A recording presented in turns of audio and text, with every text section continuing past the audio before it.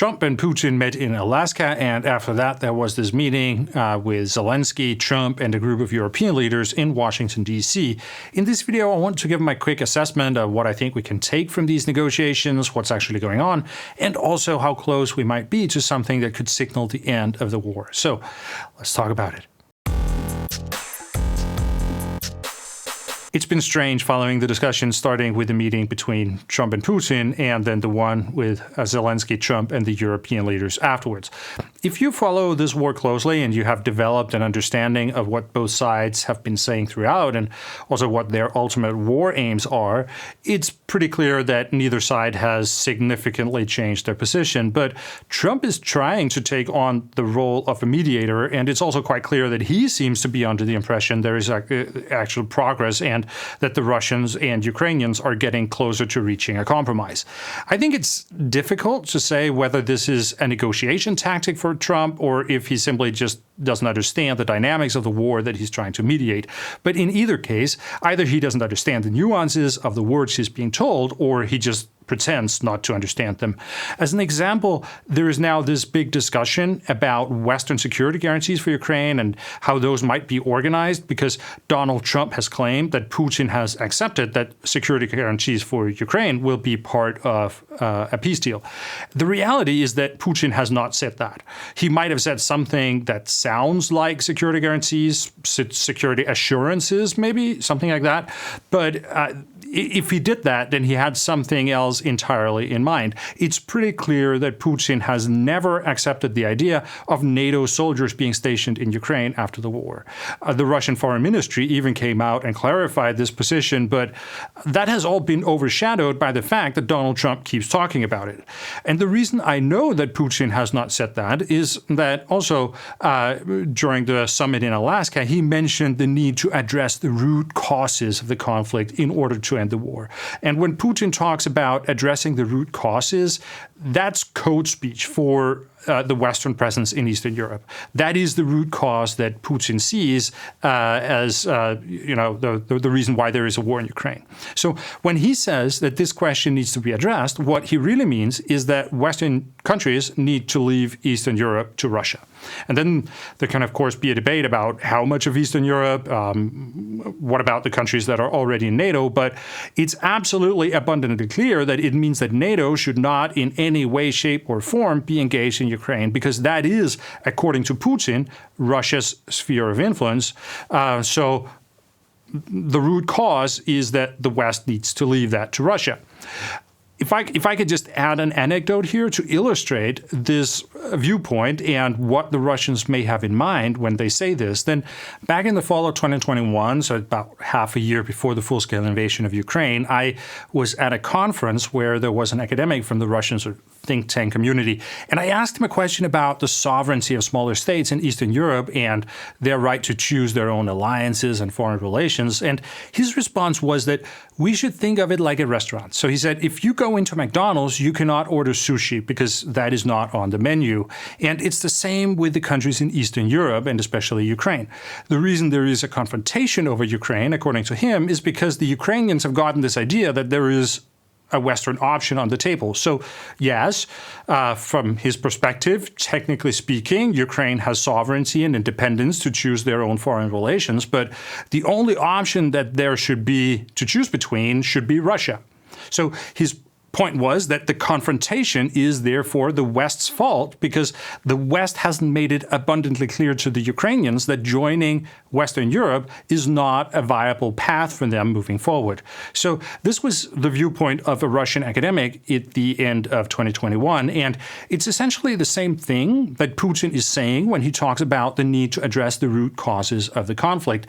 But Donald Trump does not really pick up on that, so he just hears Putin saying something about the need to address the root causes, and he's like, yeah, that sounds like a good idea. Let's absolutely do that because we don't want this war to just begin all over again. So he's thinking like, well, I'm just going to create peace here and then you guys can figure out the root causes, right? And that seems to be the approach that Donald Trump has to this. So it's actually a little funny because it's like there is just giant misunderstandings on the international scale here, where politics seems to be decided by people who just have different communication styles and don't understand what the others are trying to say. So Putin actually has a very vague and ambiguous way of expressing himself.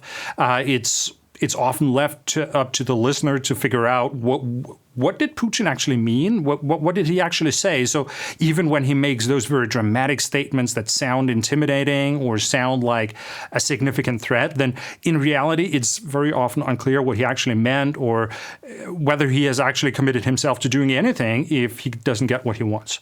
But Trump, on the other hand, he has a much more kind of direct style. If you want Trump to receive a message, then you have to present it to him in a kind of straightforward way where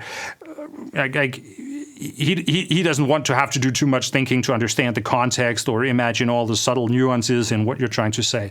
But these two communication styles, they just don't go well together in this case. So it seems to me that that's how we end up in these situations where Trump suddenly claims that Putin has agreed to something that is extremely unlikely, such as Russia being okay with NATO's Article 5 style security guarantees for Ukraine, or that Putin is willing to meet Zelensky in person within the coming weeks, because both of these things are highly unlikely. And I don't think I've seen anyone who actually follows Russia who believes that Putin has genuinely made these concessions. So in that sense, I'd say that what's come out of these two high-level meetings so far has been basically nothing.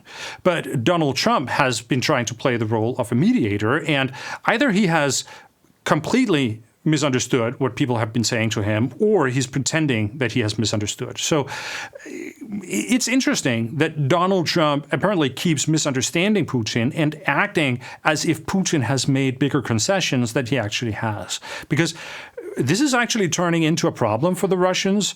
After the Alaska summit, I think a lot of people were very quick to call it a win for Putin and to claim that he played it really well. But I think the longer-term consequences might not be so great for Russia, because I don't really see that Putin achieved much at this summit in terms of actually addressing the problems that Russia has and the questions about Ukraine. And in fact, when Trump completely misunderstands or misinterprets some of these positions that Putin comes with, then that could cause issues, because it may be really hard to walk back on those comments or to clarify them to Trump afterwards.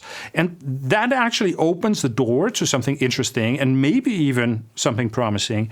There is now a discussion happening about what security guarantees for Ukraine might specifically look like after this war is over, or maybe even sooner. Maybe some of these things could start taking shape already now. And the more we dig into these details and the more the public attention is drawn to these questions, the harder it becomes for Putin to walk away from that later. So in that sense, what's happening is actually meaningful, because it puts pressure on Putin to deliver on those things that Trump thinks that Putin has already agreed to. And the same actually goes for the idea of meeting Zelensky. So Putin absolutely does not want to meet Zelensky, because doing so would give Zelensky legitimacy. And the last thing that Putin wants is TV footage of these two wartime leaders standing side by side. And one of them will be looking young and energetic and confident and courageous, and the other one will be Putin, right? So just imagine a press event during that meeting with Zelensky answering questions, standing next to Putin, speaking to both the international and the Russian press at the same time. Like, that would be just a disastrous image for Putin, right? He absolutely does not want to be put in that situation, but now that is what Donald Trump expects from him, and that's interesting.